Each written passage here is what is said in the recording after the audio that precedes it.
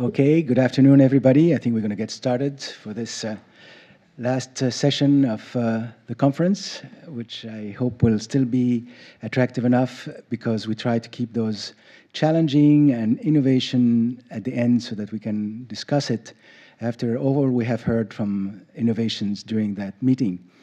We have the difficult challenge today to talk about radiomics, entrepreneurship, and all the changes that we go in the future. And like Sam Gambier said in the opening, we have to be proactive, so maybe it's the time we share those ideas and we discuss them.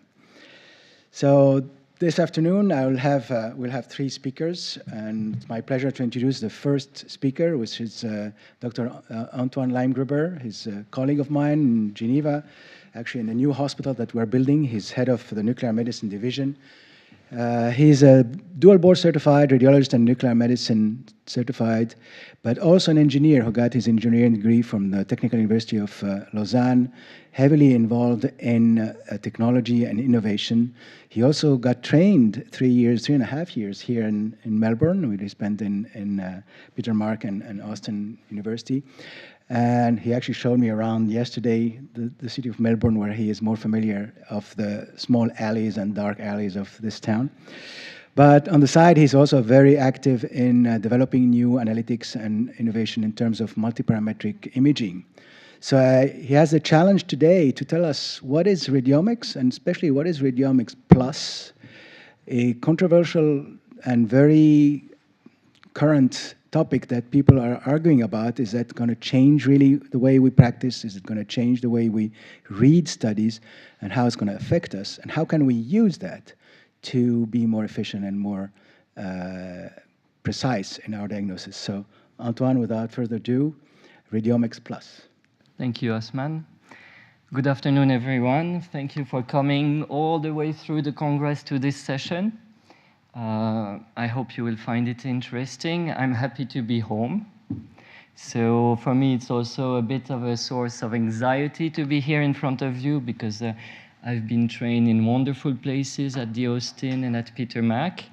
And those clinicians that are here are fantastic clinicians, and they taught me first that if we want to do relevant nuclear medicine, we have to stick to the knowledge of disease, to the understanding, to the clinical setting, to the biology of disease. And nevertheless, today I'm going to speak about informatics, about replacing sometimes the imager.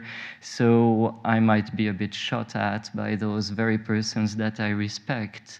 And the other challenge is that my role at home is to help oncologists set up health networks and incorporate imaging within those health networks.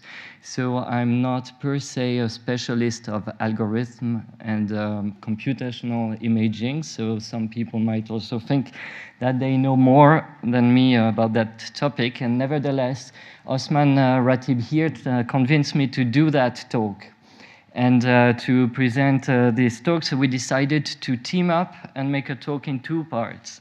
So here is the team. He convinced me to come. I had to set up my haircut. I had to suit up a little bit and remove some necklaces, because you don't know it, but despite the reputation, Switzerland is much more laid back in terms of the clothes we can wear at hospital. And I'm here on the left side, trying to tell you there is a situation out here, we need to deal with it. And of course, Professor Ratib has a plan, hopefully. At least I think so. So what is Radiomics Plus? That's the topic of the talk. So how do I go through the talk? I'm going to speak about omics and systems biology. Then I'm going, of course, to tell something about radiomics, because I'm not too sure whether the audience is all familiar with radiomics or not. And I'm going to speak about personalized medicine, because that's actually where I play a role, and especially personalized medicine in my very own country, which is my adoptive country, Switzerland, where I was born, but I left my heart elsewhere, as you've guessed, and how we go towards Radiomics Plus. So, what do you know about timeline is that genomics came a long time ago, like in 1961, and then things accelerated through times, lots of omics, proteomics, transcriptomics, and all that. And then 2012 started to have publications on radiomics.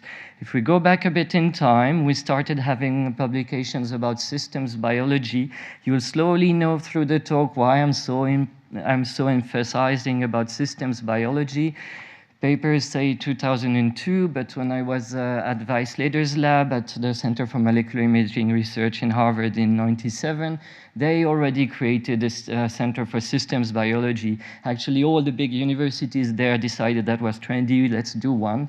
And that was a really interesting time because Ralph Weislader came to us. He made this big speech at the opening of the center, and he said, well, look, basically, I'm now director of that center, but I don't know what systems biology is, and I actually don't know how we're going to do it.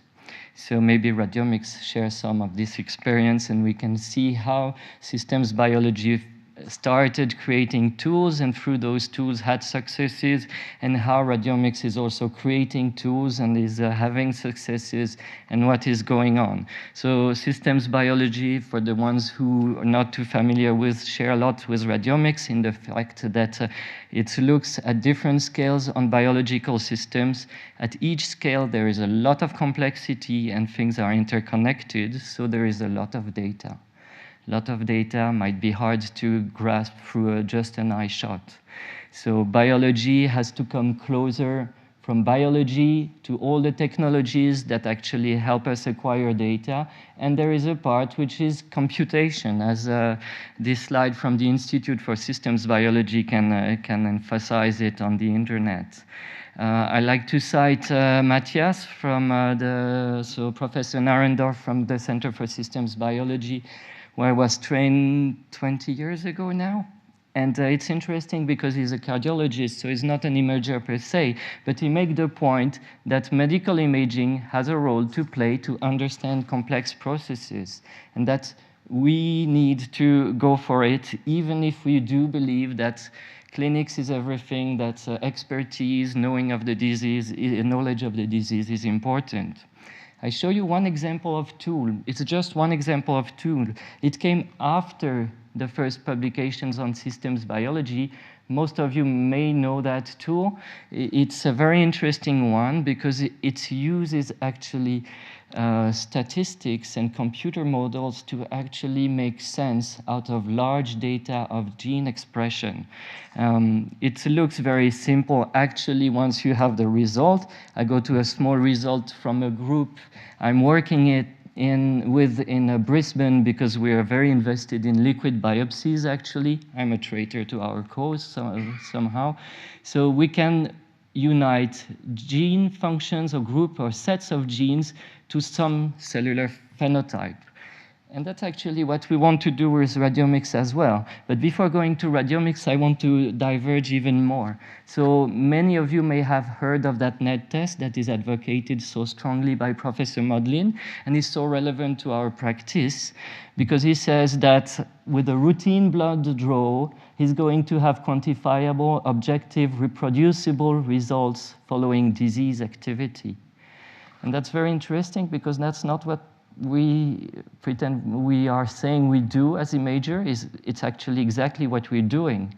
So there is some competition out there, isn't it? They do that by calculating, by using algorithm, by combining genes and other data.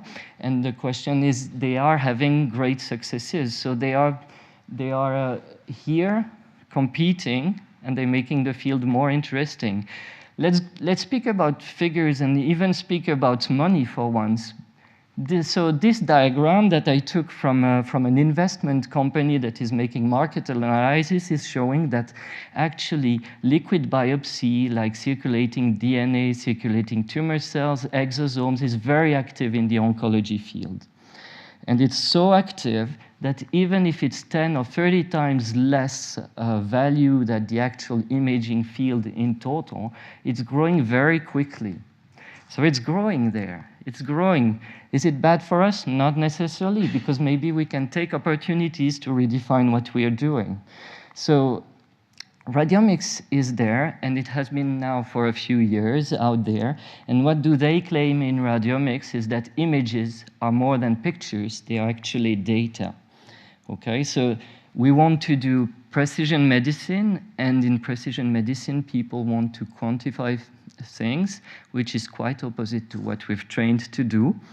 And we have some reluctance to go there, but we want to see what it gives, because we cannot just ignore the field because we're not used to it. So radiomics, in short, is the idea that once you segment images, you can analyze data pixel by pixel and make statistical analysis and grow mathematical variables, for example. And the question is, can you combine this data with clinical and, for example, genomic or aniomic data and actually improve quality of prediction or clinical outcome? So in short, there are two big chapters in radiomics, which is the first one that appeared, which is the semantic one, and the agnostic one, which the semantic one was mainly describing images with keywords, with annotations, like an arrow, there is a lesion, it's that size, whereas the agnostic one is the one that our eyes can't really decode, like interrelation between pixels or voxels, the application of texture analysis, heterogeneity through the images, and so forth. So on the semantic side, I'm going to go a bit fast because it was really the beginnings of radiomics. So it was a big effort, like from Professor Rubin from Stanford, to actually go through the images and try to extract the parameters that we have been used to see and that I am actually not a big fan of. I've been taught from one of my mentors in Melbourne that RECIST also stands for rarely exact and commonly inaccurate. So, of course, I have to live with my heritage. And the idea is nevertheless that with this, there is a possibility to actually store a lot of information in databases. And if they are interconnected, those databases, we can start like by using keywords instead of standard reports that reflect maybe the feeling of the imager, which is not always a bad thing. They can actually lead to prediction. That was the first approach. The other approach is the agnostic approach, which is, to my sense, a bit more interesting. And I like it because, don't forget, I'm a physicist. And in physics, we have all sorts of those interesting names for theorems and for theories and hypotheses. Well, in radiomics, it's the same. And who is going to know all of them? Not me. Anyway, I went through radiomics paper, and I wanted to know how the field was evolving right now and not in the past. So it's actually more February, March publication, the last 40. And are we at the end of the story? I don't think so. The first thing you see is that there are many retrospective studies, but not that many prospective studies, and also that there are quite a few reviews. So if you really want to be the devil's advocate, you wonder if there are too many reviews because there are not enough results, or if there are too many reviews because it's actually a very difficult field. And this field is very concentrated in oncology and in certain diseases, which doesn't come as a surprise. And the main interest right now is to identify, to do lesion characterizations, such as can we classify whether it's malignant or not, or whether it's an HPV plus, head and neck cancer, or that kind of things.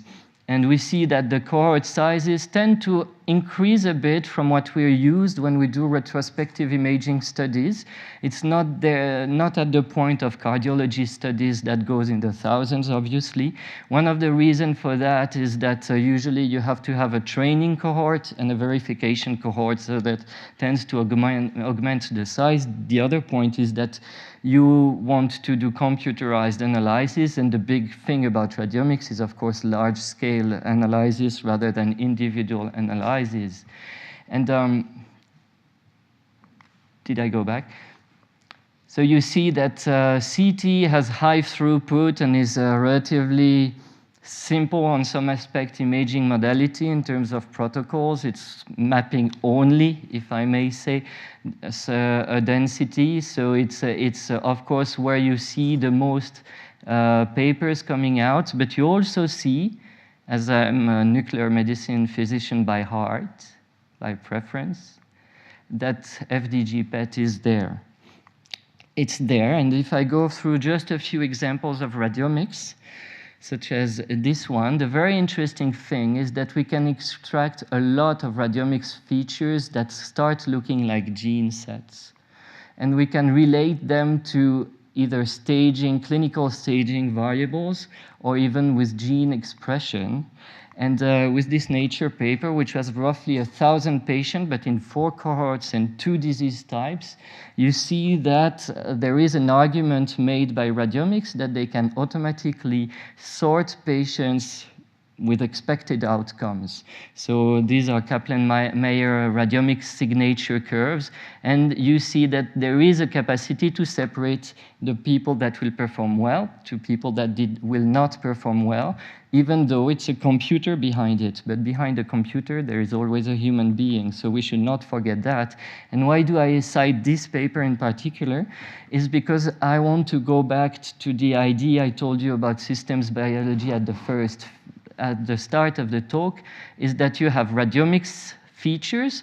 So basically, they are variables that you extract, and they're quantitative variables that, for example, reflect, as I told you before, tumor heterogeneity. And you may feel that you may identify that one, well, it's hard for me to see from that angle, but that one feature will relate to one set of gene, in the way that if you separate the 2 groups between the good and the bad performers clinically, you can also see that in one group there will be overexpression of the gene set and not in the other. And so you've always heard this story when we are in a MDM meeting and we say, I believe it's more this, and they say, yeah, oh, this radiologist is again doing a histopathologist's job. You know, he has no idea what he's talking about. But there is still a relationship between scales. So we can still see some of these effects in radiomics. We can see that maybe heterogeneity, statistical heterogeneity, for example, relates to cell cycle gene sets or things like that. There is, of course, a lot of papers that compares in orange against blue the capacity of having classical radiological parameters that perform less well than the actual radiomics parameters. So, well, that's still an interesting fact. And the last paper I cite is a very recent one, and I find it interesting because it's showing another field, which is screening. And screening is, by definition, something that will come in high volume. And we obviously don't want to identify false positive patients and undergo inadequate procedures.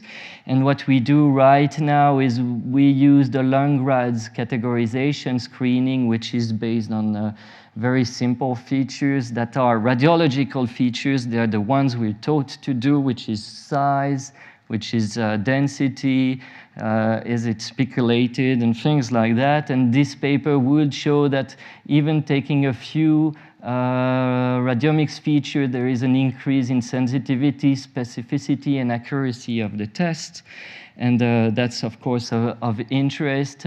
He goes through showing some of his results. So I think we always show our best results when we publish, isn't it? But nevertheless, it would be very hard to say this nodule is probably benign and this nodule is probably malignant based on what we've been taught as radiologists. If I come back to that, even if this table says benign malignant, it should say most likely benign and most likely malignant. And it goes also through comparing other techniques, and I'm not in the competition between which technique is the best, but it's interesting to make the point that several techniques are performing well. So what about nuclear medicine? Because we're here to speak about that.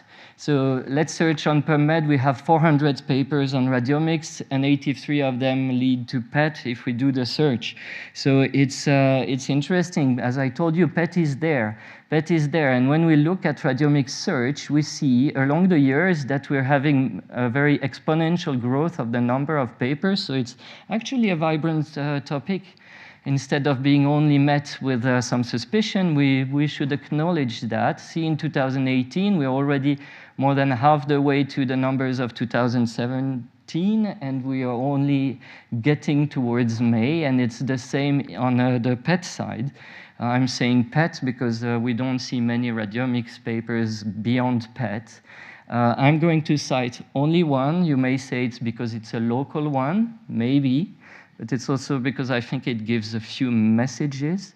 Those messages are the following. This is a really interesting paper because it does several things. It's a recent paper, and it looks at the whole liver. It's not looking always at lesions, lesions, lesions. It's really looking at the whole liver, though it's a diseased liver. But nevertheless, it's a full organ, okay? And the other thing is that it's a pre-treatment test, but the treatment is going to be delivered by nuclear medicine physicians and radiologists. So no matter who you are in the audience, right now we might find a common ground, at least for those who believe in this technology, which is not everyone in Melbourne, but that's another topic. What we can see is that we have clinical outcome, PFS, overall survival, and that we're able to separate groups before treatment. So it's really interesting. We use radiomics features that are things that are very hard to grasp through the eye because we cannot compute and make models. But once we have trained the algorithm, we're actually able to look at the whole liver, circle it, or automatically segment it, and then we get prediction. And it's not innocent because it's an expensive procedure. People have bad prognosis. They go through something that is really not that nice. And I think really rewarding as a clinician sometimes to not treat or to say maybe that's not the best way, rather than always identifying disease. But that's maybe a personal opinion, and there are lots of personal opinions in this talk, I'm afraid, because the evidence base is not fully there yet. I've looked through all the literature, and I think there are unanswered questions, and there are leads. So some of it is that radiomic studies are really focusing on disease and especially on lesions. Not many people look at the host. Since it's the topic that interests me the most, I might feel a bit alone here because the clinical implications are not numerous, but I still put it on the top. We only see FDG papers, so that's something we obviously know why, but we can think about that. The other thing is that, and I think probably Professor Ratib is going to speak a lot about that, or at least mention it, is that there is a lot of people that advocate that the algorithm only work if the data quality is reliable, good, always the same, with same protocols, high quality. But who thinks that it's really going to happen in everyday's clinic, that if you take a multicentric trial because you want to go multicentric, that you're going to have exactly the same protocol everywhere on the same machine? I mean, I don't, but I know it's a challenge that radiomics has to address. And it's maybe interesting to have to have some techniques that give maybe less performance, but that is more robust to the reality of medicine as we practice it. And we have to incorporate multimodalities rather than only a single exam. So it could be different time points, or it could be different machines. And of course, if we go, for example, to MRI, there are challenges, or to differences between PET on different centers. And there is this problem also, is that it's not because we agree, all of us, that it might be very interesting to incorporate omics in clinical practice, that we have actually all the evidence to say that now every MDM meeting we have in our hospitals has to be all about big data and applying tailored solution to each and every patient. It doesn't mean I don't believe in it. It's just that the evidence it's not now common practice to do so, and there will be some convincing and some evidence to go down that role. And the question is, what is our new role as imaging physicians? Because it's as if we were building cars and suddenly there is a robot that comes and does build a car faster than us. Is it good or is it bad? So before coming, I had that gala alumni from my Federal Institute of Technology in Lausanne, and they spent a lot of time showing those kind of images. And the messages was that we have spent years and decades teaching engineers to make the computations, to build that kind of pieces, to build bridges. But now that we are developing computational techniques, we're going towards pieces that are unpredictable, that are nevertheless most efficient, like twice less heavy, more resistant, and things like that. And those are not things that you can compute by hand. But it does not mean the engineer is useless anymore. It just means that the profession of engineering has to change from making for the last 50 years the same computation to actually supervise the algorithm, understand what's going on, vet the algorithm, and also stop them when they do silly things.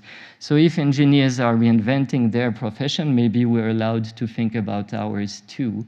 And I want to show the example of what is going on in my place, or my good old Switzerland, because there are some challenges, and I think it's good to be aware of them. So Swiss Cancer Center is being built in Lausanne under the head of Professor Kukos, and he has appointed Professor Michelin as the head of personalized analytic oncology, which is like systems biology 20 years ago. Who knows what that is?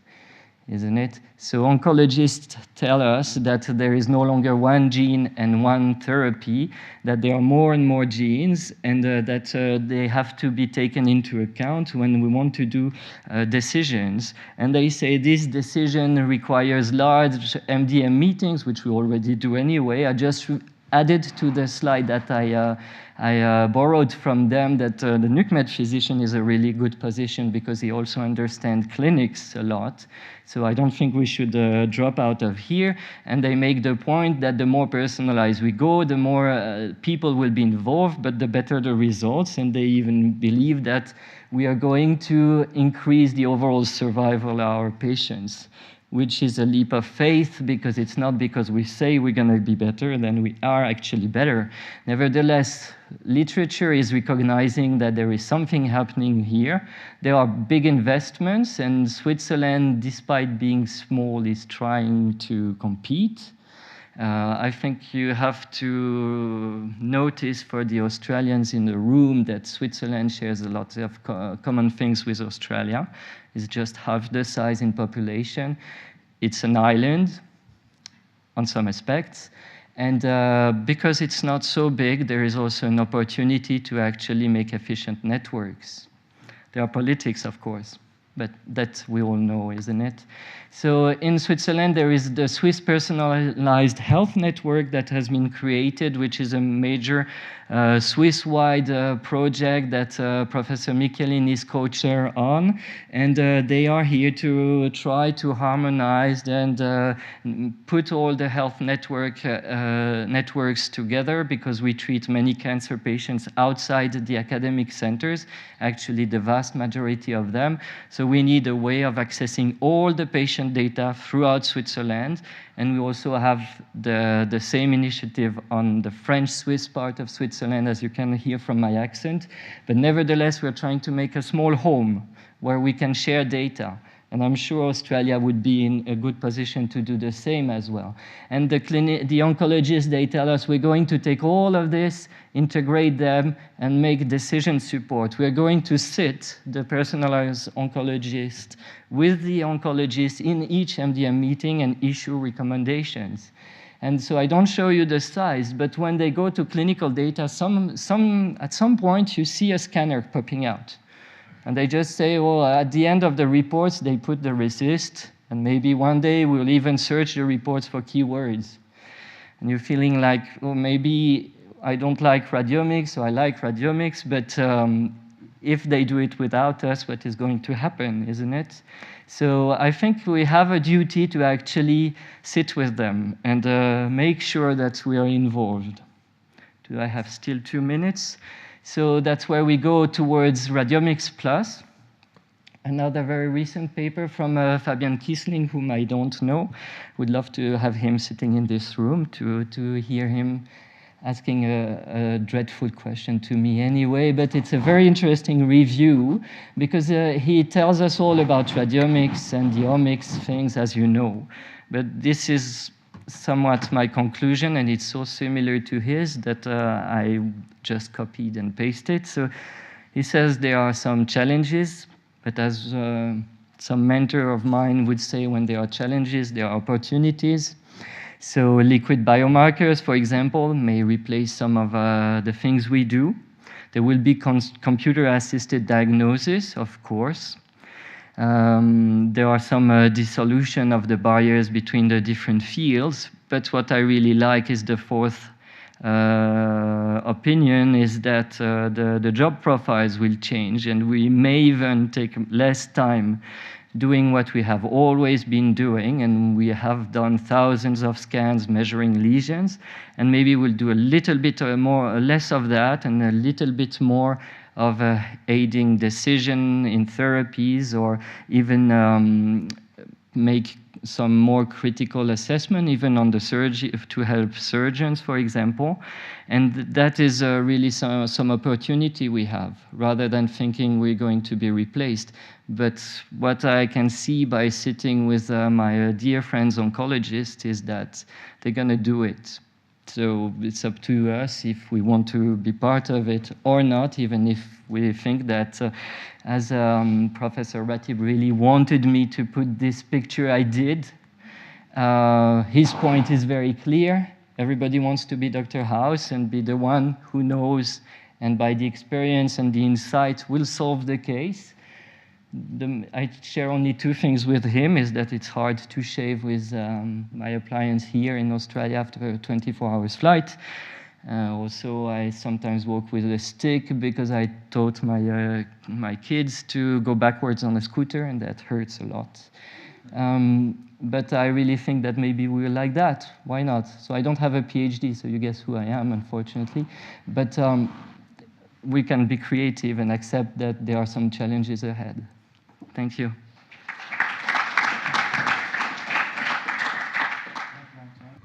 Okay, so the second speaker, now that Antoine put the challenges on the board and showed you how much we need to be proactive and take over, my job now is to say, what do we need as a back end in order to prepare for these changes and for those radiomics, analytics, and other things that we need to put together.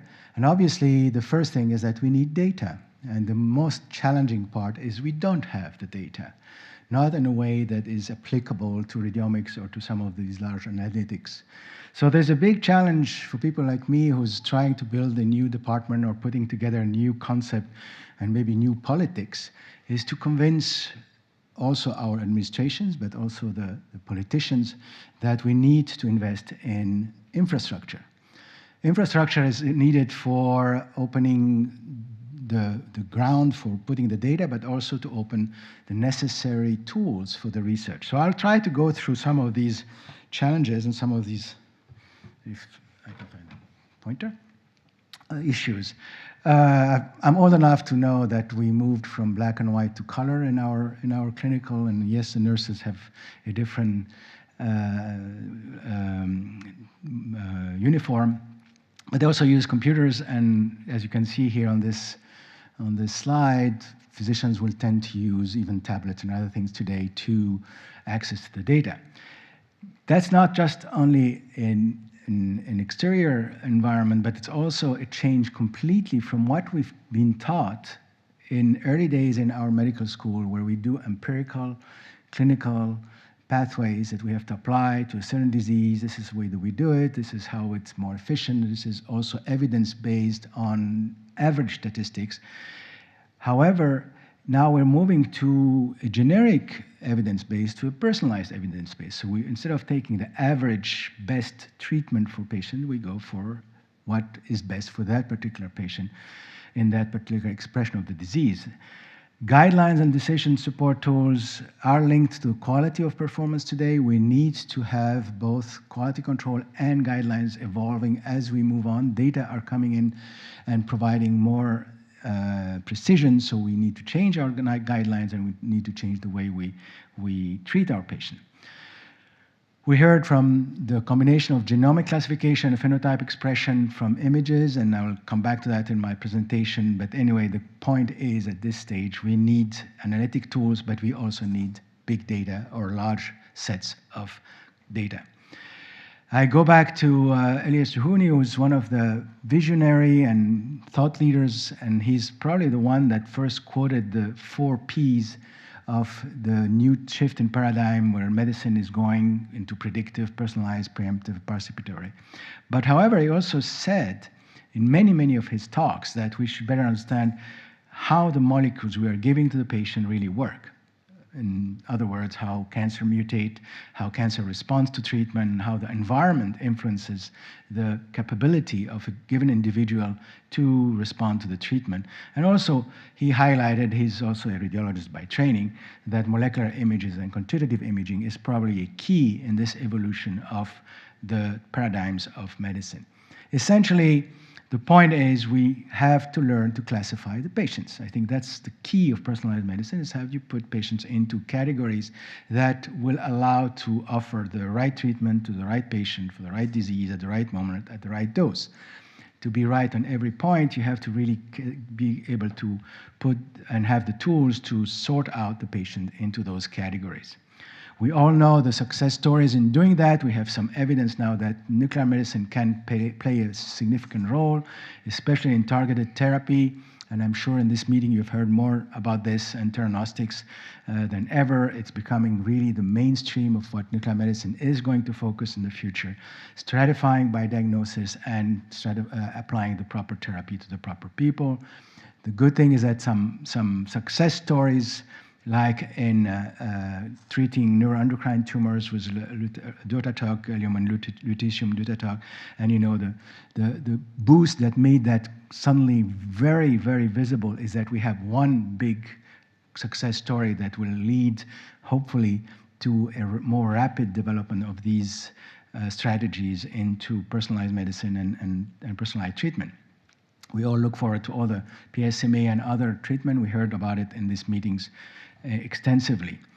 So before we go into the imaging and the phenotype, we still have to acknowledge that there is a strong and powerful potential of predictive value of genomics. There's no question about it that the genomes, the human genomes, but also the tissue genomes, will allow us to separate into the types of patient or the type of diseases that will be responder or non-responder, or even non-responder to the point to be sensitive to side effect, but not to the effect of the primary effect of the treatment. And that is really what is driving personalized medicine today, is to try to stratify for specific drugs, those who can respond, those who may not respond but have no effect, and those who will not respond but have adverse effect, and provide the proper tools. And as Antoine said, there's a lot being done into the blood, DNA, and urine tissue analysis biomarkers, and we strongly believe that adding the imaging biomarkers to that will even improve and also allow to dynamically follow what is the changes that occur into those patients that are responder and may become non-responder at a certain point of their disease, which is not just a prediction, but also the follow-up of the path of their disease. Prediction is important, and we know genetics now has become part of the trend to use it as a prediction of risk factors. We all know the Angelina effect for patients that have a BRCA gene mutation, and to the point that they will have breast surgery to prevent breast cancer. And that has sort of triggered what is the ethics behind being aware of the high risk from our genome and what is the action to be made at that point. But without being that extreme, there's also a big push to, and I'm taking some of the key people here to show this, in using those parameters even for screening, not just for predicting from your genome, but for screening the potential of diagnosis of some of the most common diseases like the prostate cancers. So in those, imaging is undoubtedly one of the key biomarkers that we need to use. So basically, personalized medicine will heavily emphasize genetic differences, and then we know that has triggered the whole move to personalized medicine. But having access to this genetic information will change the way we practice. And if we practice, we will use imaging modality in a different way than we did so far. It may have a role in some screening to come as a more precise definition of what the different categories of patient. It will allow to have a better vision of the prognostic and prediction of treatment response. And most importantly, it will be the tool for treatment monitoring. So the shift of paradigm was also shift the emphasis on how we use imaging modalities. So saying that, given what's happening, we need those data. And what's the challenges? So I like to quote Elliot Siegel, who has been one of the first to promote this idea of having big data and developing common repository for images. He clearly highlighted in many of his keynote speech that we have a risk ahead of us to participating or non-participating in the change in medicine if we don't deliver things in a format that can be used. And as Antoine said, the oncologists will do it with or without us. And if we don't do it, as Sam Gambhir said this morning, if we're not proactive in doing it, it's just going to happen without us being able to participate.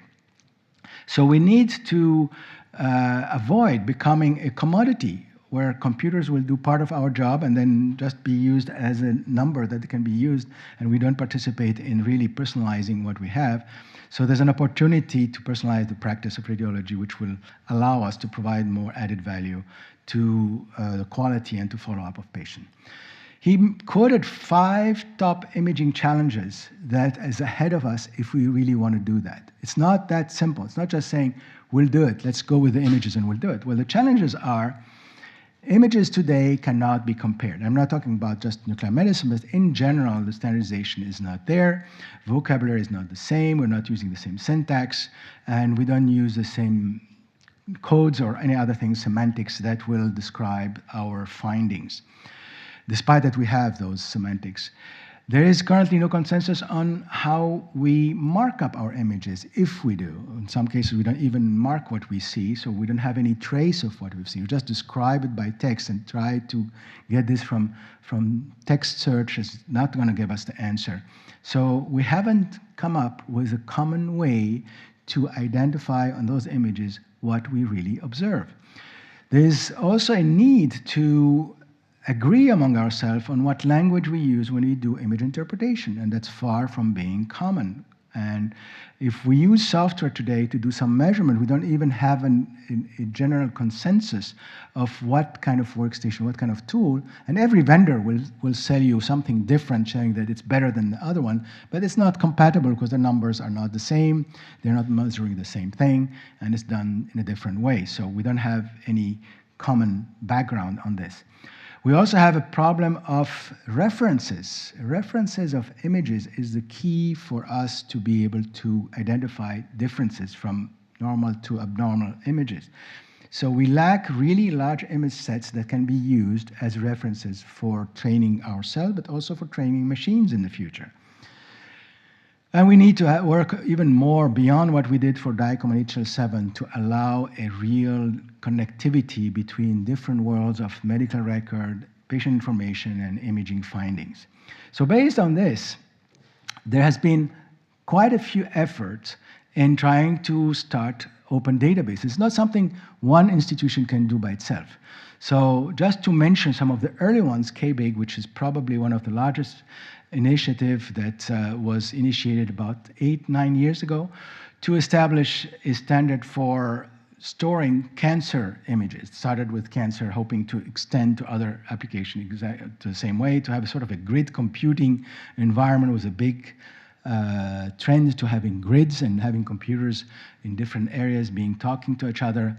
There was a lot of development under that. There's huge NIH grants that were spent in developing not only the infrastructure for hosting and for archiving, but also a language and a development tool, those extensible imaging platform that we were hoping that this will lead industry and everybody to use that toolkit to develop the future development of application for medical imaging so we can standardize what is being extracted from images.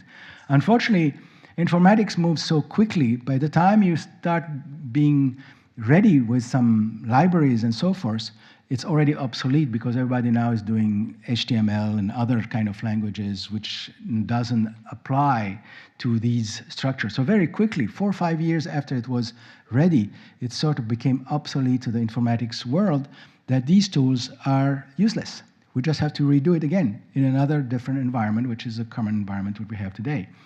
So there's been some more initiatives trying, instead of doing one initiative to try to cover several initiatives into one common, to agree at least on standard syntax and standard way of storage. So the National Cancer Institute has created this National Biomedical Imaging Archive, which actually includes KBIG, but also includes other things like the Cancer Imaging Program, the Center for Bioinformatics.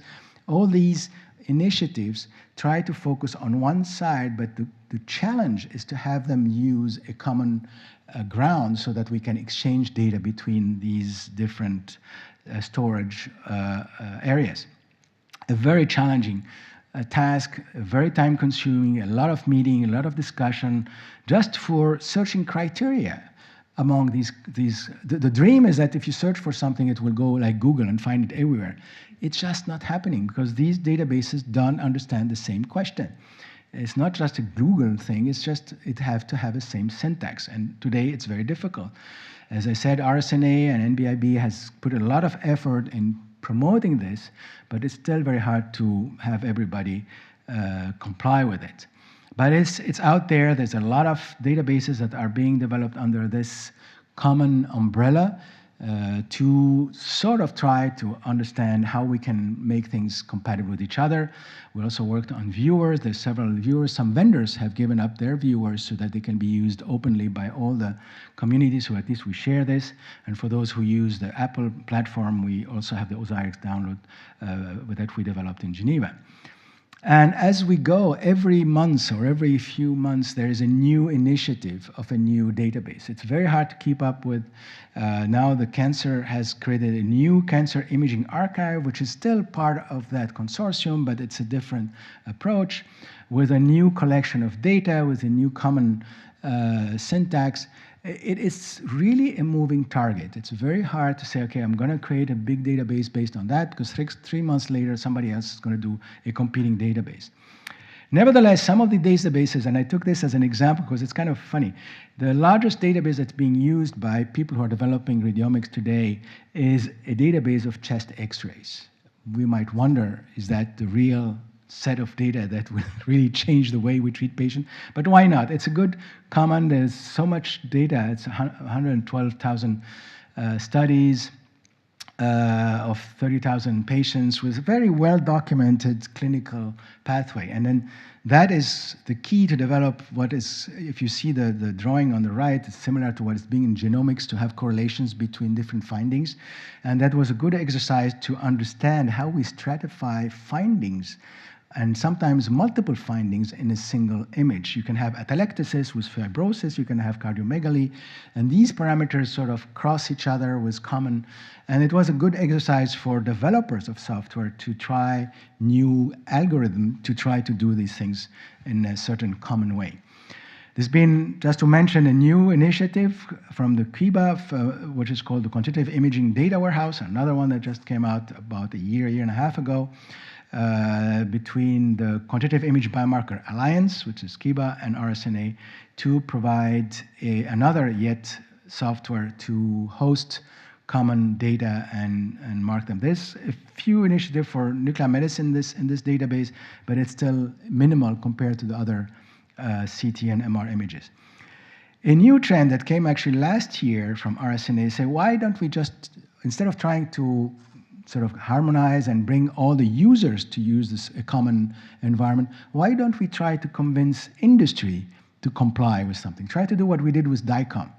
force industry to adhere to one validation environment so that the data that come out of their devices would be usable to start with a common syntax and a common dictionary. And also a common format that can be used beyond just the DICOM, because we want things to be. So there's a validation program for industry. A little bit like there was the validation for DICOM, now there's a validation for adhering to the big data image share standard. It's up to us users to force industry, like we did with DICOM, to adhere with that so that the data that are being generated by the new machines can comply with things like RADLEX, NOMED, HL7, and integration of technical framework that IHE has proposed. So it is a trend to put pressure on industry, so now you can ask the vendor if the device that you are purchasing has been validated by the image share validation of RSNA. Actually, they have to apply, they have to pay something, and they get validation test, and they can then sort of adhere to those standards. Maybe that's the way to eventually have enough uniformity between the data so we can start sharing the data in a way that we can use them. And this is sort of the schematic of how the sharing would be, and there's a sort of a IHE image clearinghouse setup that will allow to harmonize these data. It's still our task to go into markup, and Antoine just mentioned that we haven't been very good in marking what we see in the images. And although there was some initiative of a language called the Annotation and Image Markup, the AIM, that was heavily supported by grants from the NIH and RSNA in the KBIG program, and as you know, Dave Channon and other people like Dan Rubin and so forth have been advocating developing open source software for that. Hasn't made it very well because it's just a task that most radiologists don't do. They don't mark their images when they interpret them. They just mention something in their report. So we need to change that. We need to follow these guidelines to be more effective in marking what we see in the images if we want to use this as big data. Still, there is hope that now we will have deep learning things from the data that we have. You know the initiative of Watson. You've heard a lot of it about it. When they bought Merge, IBM thought that we'll have the largest image database ever by having all the data that Merge has collected. Merge is one of the largest PACS vendors in the US and around the world. What they didn't know is that the data is garbage in, garbage out because they are not harmonized. There's no two CTs that look alike, and there is no ethical framework that allows to use these data freely to run some of the deep learning and other intelligent tools. So I think Merge made a good deal by selling this to IBM, and IBM didn't realize that they're buying something that is probably useless or has less use than they expected. Nevertheless, they can start in subsets of these data to develop some quite relatively good algorithm, although I tend to laugh when I see that IBM is very proud that their system is capable to describe the shape of a lesion, which is big deal. But maybe it's good because the computer is able to do that by himself, but clinically, we're far from clinical relevance. Nevertheless, there's some ongoing clinical trials to use that, and oncology has been one of the major consumer of these development, and there are some results. But again, Elliot Siegel himself, who's participating in some of these initiatives, comes back and says, we're not ready, we're not ready, we're not ready, because structural reporting is not there, annotation is not there, natural language processing doesn't work, standard imaging protocol is not approved, and we need to have mechanisms not only to tag images, but also to report and store those in structural database. So we have problems, but we also have a problem of accessing the data. I mean, computers is one thing, but there's a user behind it. We need to still be in control. So the workstation are not going to be workstation. We're not going to talk about viewers anymore. We're talking about cockpits. Cockpits because you are managing data, not only your patient's data, but large data. And when I say cockpit, I'm not thinking about something like this or something like that, which of course is funny. But we're talking about software cockpits that integrate data. And when Antoine was saying that radiologists may have to change the way we practice our work, we will integrate the imaging data in a more global vision of the patient. We need to go back to integrating all these data together. And we just don't have the tools that makes those multi-parametric analysis. These are, of course, artist views of what the cockpit of an imaging environment will be in the future. I don't think we're going to have that, but just to tell you, there is a need to completely change the environment we work in.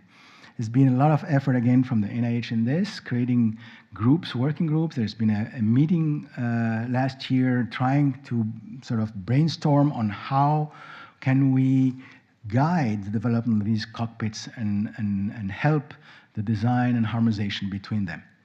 In Geneva, just to talk a little bit about ourselves in the meeting, and I'll probably conclude on this, we're trying to have our own initiative called Agora Care, which is sort of tackling these issues of large database and cockpit with multiple universities and multiple sources. We want to sort of have an open international data bank, maybe do with the data what we did with the banks in Switzerland, based on free voluntary donation of patient, open research for academic work, and funded through collaboration with pharma and biotech. The concept is relatively simple. We really want to start harmonizing and doing what the NIH has recommended, but in a very practical and open source approach, leading to also sharing things with different existing infrastructure like social networks and other features. The buzzword here, we just got a funding for $500,000 to start the cockpit, which we call the raw cockpit, and we have a CHAOPS database that allows to start playing with a platform that allows to share between different large databases and to query multiple databases based on RADLIX and other keywords that we know, and has a viewer to view the things. That leads to just a comment on what's artificial intelligence going to be, because who says, I mean, artificial intelligence is nothing else but deep learning being adapted to be applicable to computer to use it. And basically, when everybody asked, is the future of radiology going to be replaced by artificial intelligence, we know the answer. Radiologists who use artificial intelligence will replace those who don't, but radiologists will have a different role. And we're far from getting things in clinical practice, and we are still not at the point where we'll get to have AI analyzing CTs in a global way like we can do as radiologists, which doesn't prevent some of the leading centers like Mass General and others to really incorporate artificial intelligence in the daily practice today. And if you go there, they are really putting a lot of effort in diagnostic imaging, in integrating artificial intelligence and testing. Is that really efficient? Is it ready? Is it mature enough to help radiologists in their daily task? And Keith Dreyer is really very active in this direction. Is it an opportunity or a threat? It depends how you look at it. Large networks of healthcare see it like this. Managers of those large networks, they say artificial intelligence will allow to do much more with less money. If that's the point, then we lose the battle. If that's the goal, we will not make it, and it's not going to be to our advantage. Just replacing a radiologist because a machine can work 24 hours and a radiologist has only a limited time we can do. So there's been a lot of very pessimistic and very alarmist papers about this, that radiologists may become obsolete if they are replaced by machines and so on. But we also see a lot of paper that shows that machines can be much more efficient, can really, really help us, and they're very powerful. So the hope is that those optimistic papers of new tools that are out there will really help us change our paradigm to the good side. And these tools are receiving FDA approval and so forth. So very soon we will have FDA-approved tools that we can use clinically, and some of them are quoted here. So there's 5 reasons why we need artificial intelligence. As the chair of the Department of Radiology, I'm facing those challenges. One is we have a shortage of radiologists. We cannot just hire more radiologists. We don't find them on the market, and we need to give them a little bit more leeway so that they can practice without being overwhelmed by the number of dictation they have to do per day. In other words, we need to enhance their productivity by providing the right tools. We need more accuracy, more work, more accuracy, and lower errors. We are now monitoring our work, and we cannot avoid to have some errors. So we need to have some tools that will give us the quality control that we need and improve patient outcome ultimately. What is amazing is today, any person that has an algorithm that may work will find money as a startup company. The number of startup company in the last few years, couple of years, has been amazingly, and we will hear the third speakers today give us a view of what is happening now that is pushing and what are the challenges in getting startup in this. No matter what, there's no question that our way of reading scans or reading images will change. The application of artificial intelligence or artificial tools will come into practice very soon, much sooner than we expect, but there's a human involvement augmented by AI in our clinical practice. The buzzword, radiologists who use AI will replace radiologists who don't. So how about machine learning? How do we teach machines? Well, machines are good guys. They listen, they're nice, they do what you tell them to do, and they're pretty polite, so it's a pleasure to work with them. However, it's not what we want.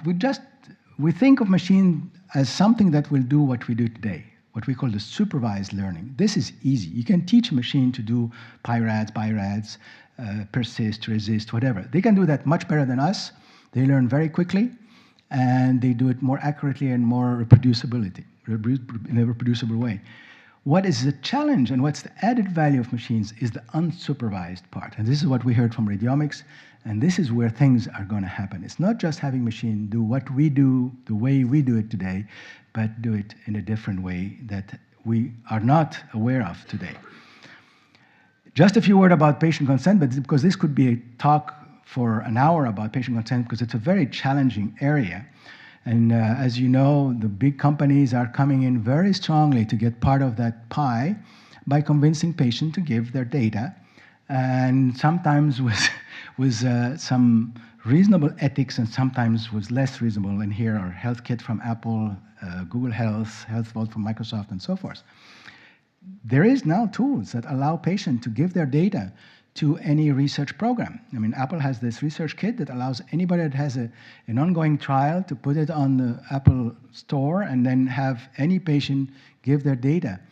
Well, how did these companies overcome the ethics and the legal framework of consent and so forth? So they are basically a link between the patient and the researchers, and then they don't care about the ethics or the legal part. It's your job as the PI of your clinical trial to make sure that the patient signs the proper consent and so forth. So the burden comes back to the researcher. Well, there is 3 models that can be applied today. The traditional model that everybody agrees on, all ethical committees will approve, is informed consent. But informed consent is for one given application, meaning that the patient has to be informed of what you're going to do with the data, and has been informed when the study is finished and what's the output, and you have to get this information before signing the consent. That's the way it is today. Meaning that if you want to use the data for something else, you have to go back to the patient and have him sign another consent, which obviously is not possible if you're going to work with big data and deep learning where you search for things without being able to predict what you're going to find. So there is a huge effort in different organizations and governments to go for a general consent, to modify the informed consent to what we call the general consent, where the patient can sign for a consent without necessarily knowing what we're going to do with the data. But most of these initiatives will still preserve patients' I would say freedom to know what's going on with the data and to withdraw when it's needed, which adds a huge burden on the data management. You have to basically tag every piece of data of a given patient with somewhere a key that says if that patient wants to know what we did with the data, we should be able to tell him. And if we need to withdraw all the data, we need to know where the data are. And that means that the patient has to have a key to the data, which makes things a little bit more complicated. So on the simplification side, there's a trend to say, why don't we ask the patient to donate the data? Which you can. Legally, you are allowed to do that, but that means that at a certain point, these data are anonymized and there's no way or no link between the data and the patient anymore. So what if the patient comes back with more data? There's no way to link them because The agreement of a donation is that it's donated, it's anonymous, and there's no way back. So each one of these models is not perfect, and there's still a lot of work going on in trying to find the best, most suitable framework for large databases. So in conclusion, imaging biomarkers are a major component of big data. We know that. Structured databases for diagnostic images will play a major role if they are properly structured. Appropriate tagging and standardization is needed, and we're far from being ready for that. Intelligent digital information system will be needed for use of the big data. We don't have all the analytics tools today. We know how to teach the computers to do what we do, but we don't know what we can ask the computer to do that we don't know how to do it. And there's a huge potential for image data to be potentially the phenotype of the genomic and proteomic classification. We hear that many times. And radiomics, we just heard from Antoine, the future of radiomics that will significantly advance the computer-aided diagnosis. Thank you very much.